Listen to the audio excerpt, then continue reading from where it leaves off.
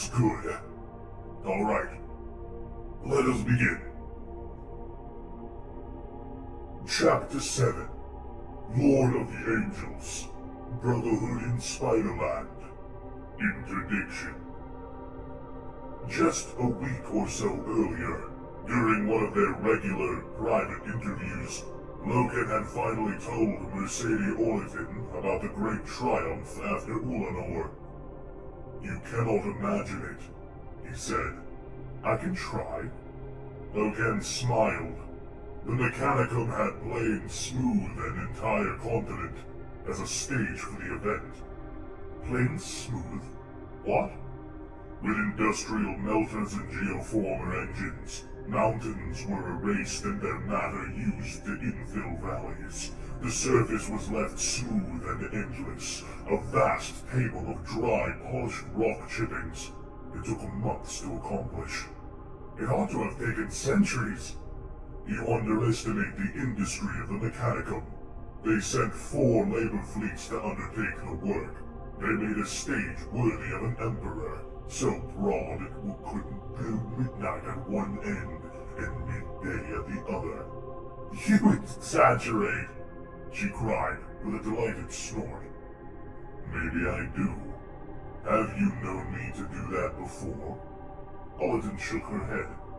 "You have to understand, this was a singular event. It was a triumph to mark the turn of an era, and the Emperor, beloved by all, knew it. He knew it had to be remembered. It was the end of the Ulanor campaign, the end of the crusade, the coronation of the War Master. It was a chance for the Astartes to say farewell to the Emperor before his departure to Terra. After 2 centuries of personal leadership, we wept as he announced his retirement from the field. Can you picture that, Mercedes? 100,000 warriors weeping." She nodded. "I think it was a shame no remembrancers were there to witness it. It was a moment that comes only once every epoch. It was a private affair." She laughed again. 100,000 present, a continent leveled for the event, and it was a private affair? Loken looked at her. "Even now you don't understand us, do you? You still think on a very human scale." "I stand corrected," she replied. "I meant no offense," he said, noticing her expression. "But it was a private affair, a ceremony. 100,000 Astartes, 8 million army regulars, legions of Titan war machines like forests of steel, armored units by the hundred, formations of tanks, thousands upon thousands, warships filling the low orbit eclipsed by the squadrons of aircraft flying over in unending echelons. Banners and standards. So many banners and standards." He fell silent for a moment, remembering. The Mechanicum had made a roadway, half a kilometer wide and 500 kilometers long. A straight line across the stage they had leveled. On each side of the road, every 5 meters was an iron post topped with the skull of a greenskin, trophies of the Ulanor War. Beyond the roadway to either hand, promethium fires burned in rock-creek basins. For 500 kilometers, the heat was intense. We marched along the roadway in review, passing below the dais on which the Emperor stood, beneath a steel-clad canopy. The dais was the only raised structure the Mechanicum had left, the root of an old mountain. We marched in review, and then assembled on the wide plain below the dais. Who marched? All of us. 14 legions were represented either in total or by a company. The others were engaged in wars too remote to allow them to attend. The Lunar Wolves were there en masse, of course. 9 Primarchs were there, Mercedes. 9. Horus, Dorn, Angron, Fulgrim, Lorgar, Mortarion, Sanguinius, Magnus, the Khan. The rest had sent ambassadors. Such a spectacle you cannot imagine. I'm still trying. Loken shook his head. I'm still trying to believe I was there. What were they like? You think I met them? I was just another brother warrior marching in that file. In my life, lady, I have seen almost all of the Primarchs at one time or another, but mostly from a distance. I've personally spoken to 2 of them until my election to the Morval. I didn't move in such elevated circles. I know the Primarchs as distant figures. At the Triumph, I could barely believe so many were present. But still you had impressions? Indelible impressions. Each one so mighty, so huge, and so proud. They seemed to embody human characteristics. Angron red and angry, Dorn solid and implacable, Magnus veiled in mystery, and Sanguinius of course. So perfect, so charismatic. I've heard this of him, and you have heard the truth.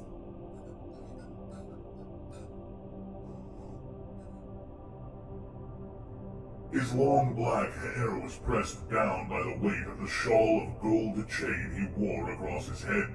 The edges of its framed his solemn figures. He had marked his cheeks with gray ash in mourning. An attendant stood by with ink pot and brush to paint the ritual tears of grief on his cheeks. But Primarch Sanguinius shook his head, making the chain shawl clink. "I have real tears," he said. He turned, not to his brother Horus, but to Torgadon. "Show me, Tarik," he said. Torgadon nodded. The wind moaned around the still figures assembled on the lonely hillside, and rain pattered off their armor plates. Torgadon gestured, and Tarvitz, Bull, and Lucius stepped forward, holding out the dirty relics. "These men, my lord," Torgadon said, his voice unusually shaky. "These children of the Emperor recovered these remains selflessly, and it is fit they offer themselves. Or offer them to you themselves." "You did this honor?" Sanguinius asked Tarvitz. "I did, my lord." Sanguinius took the battered Astartes helm from Tarvitz's hand and studied it.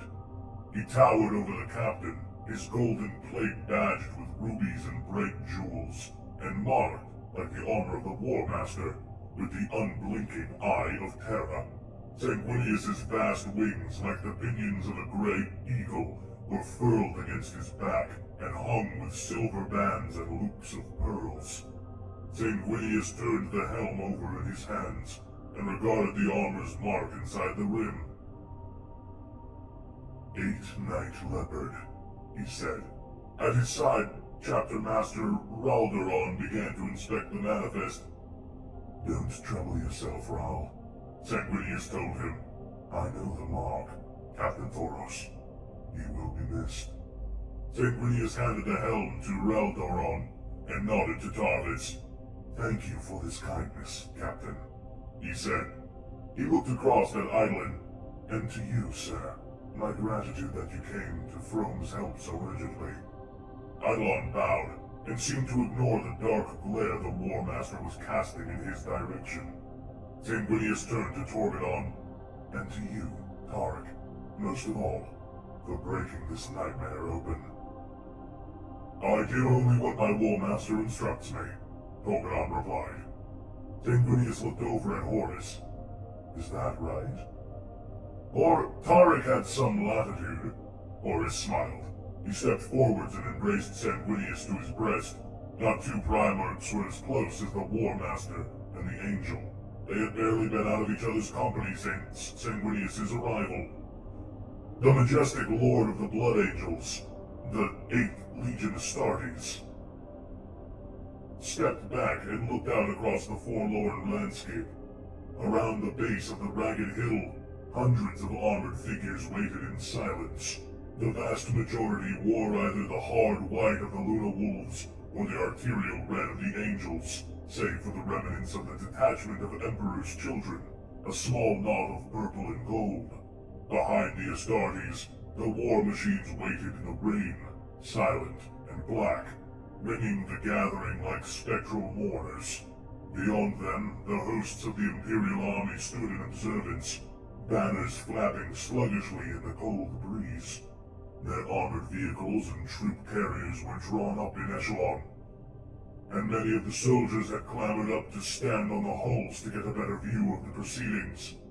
Torgadon's spear tip had raised a large sector of the landscape, demolishing stone trees wherever they could be found, and thus taming the formidable weather in this part of Murder. The sky had faded to a mottled powder gray, ran through with thin white bars of cloud, and rain fell softly and persistently, reducing visibility in the distances to a foggy blur. At the War Master's command, the main force of the assembled Imperial ships had made planetfall in the comparative safety of the storm-free zone. In the old philosophies of Terra, Caligandrius said, so I have read, vengeance was seen as a weak motive and a flaw of the spirit. It is hard for me to feel so noble today. I would cleanse this rock in the memory of my lost brothers and their kin who died trying to save them.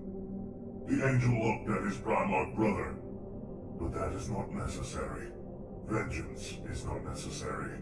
There is Xenos here, implacable alien menace that rejects any civilized intercourse with mankind and has greeted us with murder and murder alone. That suffices. As the Emperor beloved by all has taught us, since the start of our crusade, what is anathema to mankind must be dealt with directly to ensure the continued survival of the Imperium. Will you stand with me? We will murder together, Horus replied. Once those words were spoken, the Astartes went to war for 6 months. Supported by the army and the devices of the Mechanicum, they assaulted the bleak, shivering latitudes of the world called Murder, and laid waste to the Megarachnid. It was a glorious war in many ways, and not an easy one. No matter how many of them were slaughtered, the Megarachnid did not cower or turn in retreat. It seemed as if they had no will nor any spirit to be broken.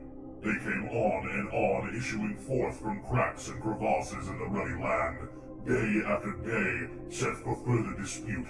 At times it felt as if there was an endless servitude of them, as if unimaginably vast nests of them infested the mantle of the planet, or as if ceaseless subterranean factories manufactured more and yet more of them every day to replace the losses delivered by the Imperial forces. For their own part, no matter how many of them they slaughtered, the warriors of the Imperium did not come to underestimate the Megarachnid. They were lethal and tough, and so numerous as to put a man out of countenance. The 50th beast I've killed, little Horus remarked at one stage, was as hard to overcome as the first. Loken, with many of the Luna Wolves present, personally rejoiced in the circumstances of the conflict, for it was the first time since his election as War Master that the commander had led them on the field. Early on in the command habitant one rainy evening, the Mournable had gently tried to dissuade Horus from field operations. Abaddon had attempted deftly to portray the War Master's role and importance as a thing of a much higher consequence than martial engagement. Am I not fit for it? Horus had scowled at the rain drumming on a canopy overhead. I mean you are too precious for it, Lord, Abaddon had countered. This is one world, one field of war. The Emperor has charged you with the concerns of all worlds and all fields. Your scope is Ezekiel. The War Master's tone had betrayed a warning note, and he had switched to Chthonic, a clear sign his mind was on war and nothing else. Do not presume me to instruct me on my duties. Lord, I would not, Abaddon exclaimed immediately with a respectful bow.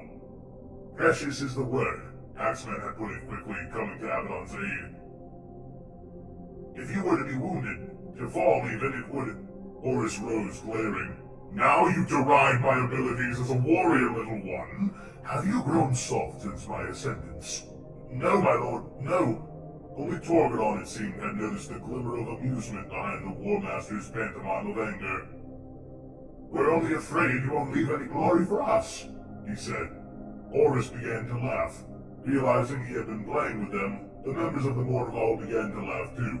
Horus cuffed Abaddon across the shoulder and pinched at Saman's cheek. We'll win this war together, my sons, he said. That is how I was made.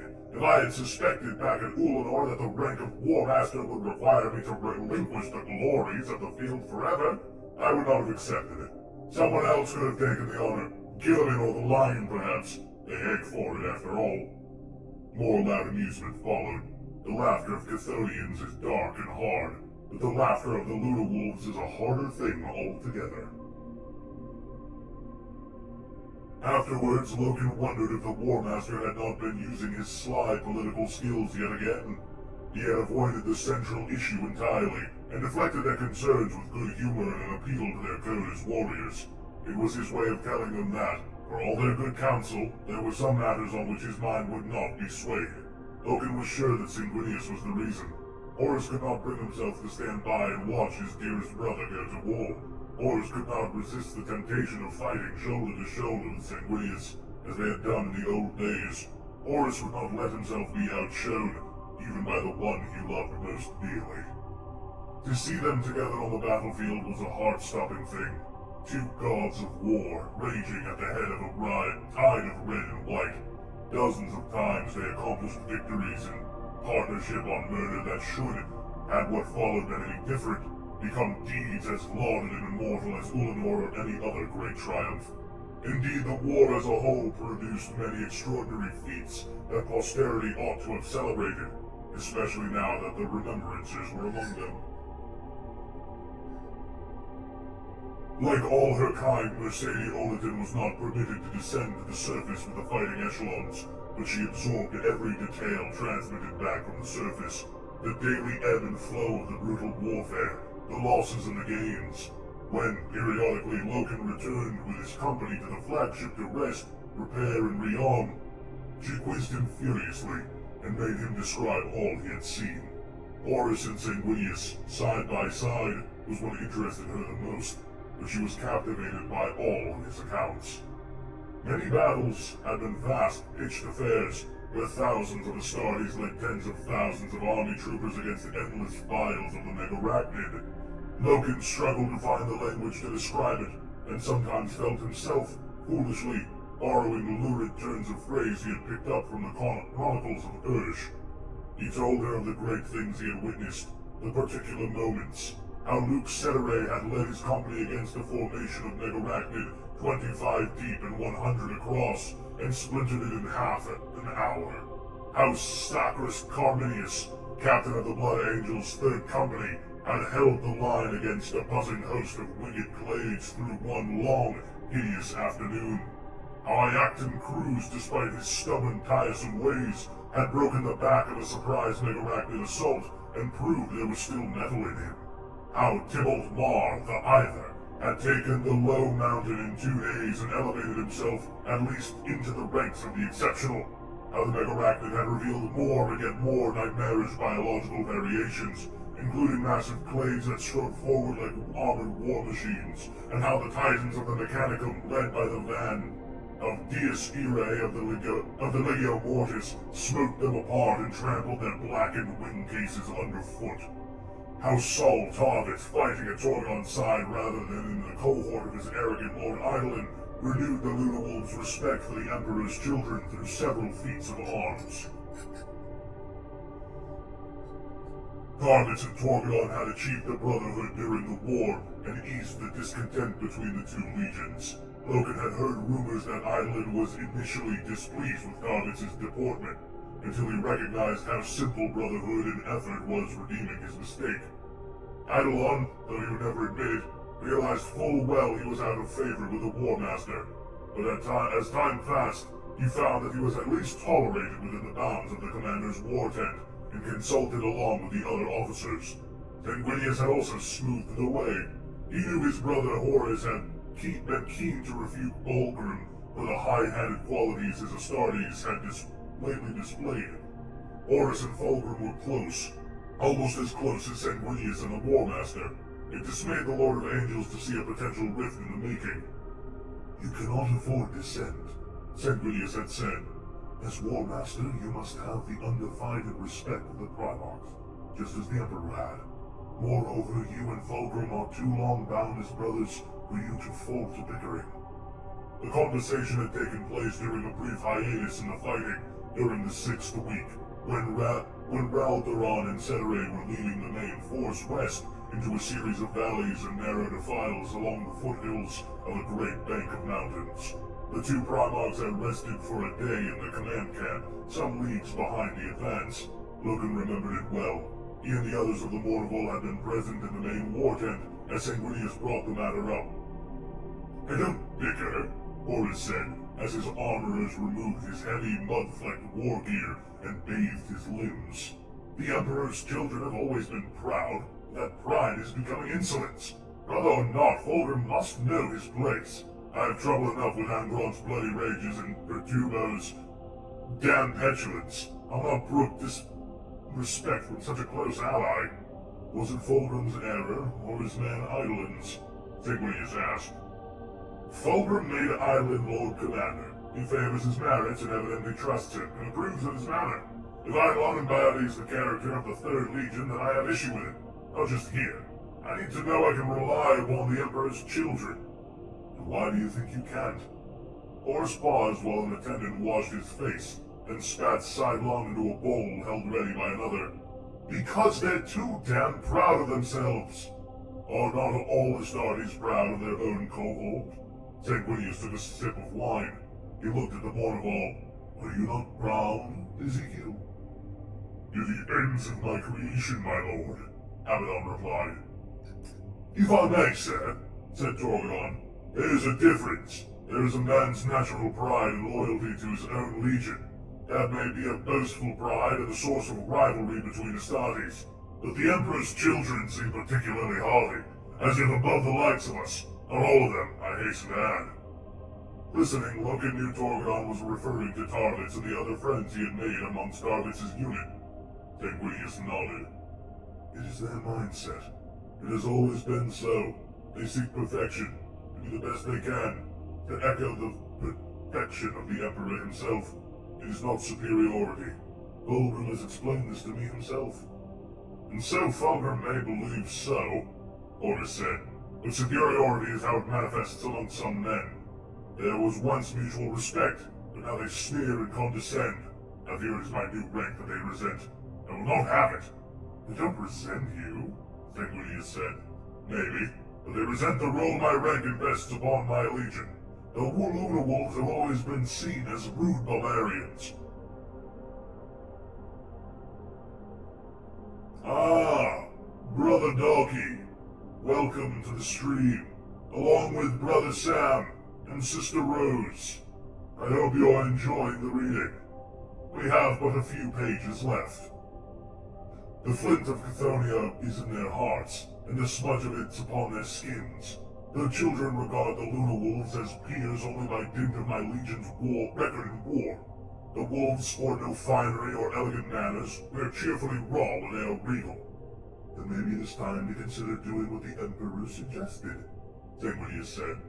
Horus shook his head emphatically. "I refused that on Ulanor, honor though it was. Will not contemplate it again." "Things change. You're a war master now. All the Legion Astartes must recognize the preeminence of the 16th Legion. Perhaps they need to be reminded." Horus snorted. "I don't see Russ trying to clean up his berserk horde and rebrand them to the core respect." "Leman Russ is not War Master," said Sanguinius. "Your title changed, brother, at the Emperor's command, so that all the rest of us would be in no mistake as to the power you wield and the trust the Emperor placed in you. Perhaps the same thing must happen to your legion."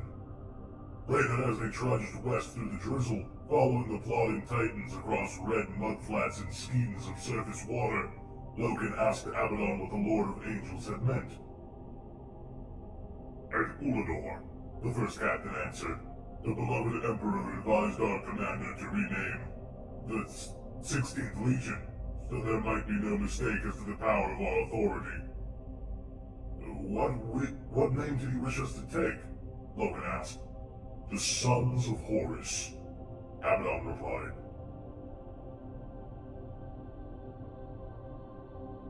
The 6th month of the campaign was drawing to a close when the strangers arrived. Over the period of a few days, the vessels of the expedition high in orbit became aware of curious signals and etheric displacements that suggested the activity of starships nearby, and various attempts were made to locate the source. Advised of the situation, the War Master presumed that other reinforcements were on the verge of arrival, perhaps even additional units from the Emperor's children.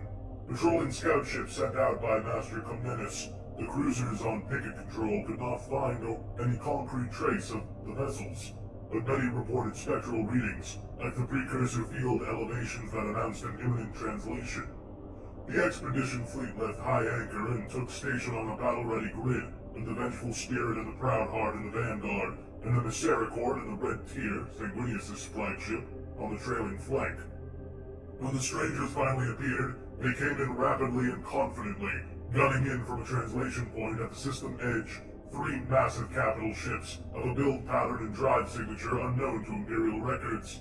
As they came closer, they began to broadcast what seemed to be challenge signals. The nature of these signals was remarkably similar to the repeat of the outstation beacons, untranslatable and, according to the War Master, akin to music. The ships were big. Visual relays showed them to be bright, sleek, and silver white, shaped like royal scepters, with heavy prows, long, lean hulls, and splayed drive sections. The largest of them was twice the keel length of the Vengeful Spirit. General alert was sounded through the fleet. Shields raised and weapons unshrouded. The War Master made immediate preparations to quit the surface and return to his flagship. Engagements with the Megarachnid were hastily broken off, and the ground forces were called into a single host. Horus ordered Comnenus to take hail and hold fire unless fired upon. There seemed a high probability that these vessels belonged to the Megarachnid, come from other worlds in support to the nests on Murder. The ships did not respond directly to the hails, but continued to broadcast their own curious signals. They prowled in close and halted when within firing distance of the expedition formation.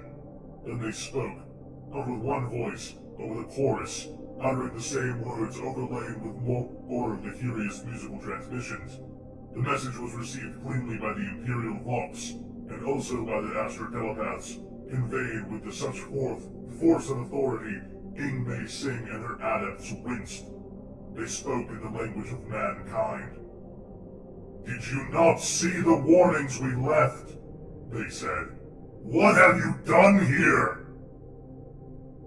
And so ends Part 2. And so begins Part 3, The Dreadful Sagittary. We will pick up next Friday with another reading. We have only a few more chapters to go before the book is fully complete. I thank you all, as always, for joining me for this oration. I shall now go and fetch Cal for you, and he will ramble about some kind of monster video game, Hunt Wilds. I shall return in 1 week's time. Until then, may the Emperor preserve you, and goodbye.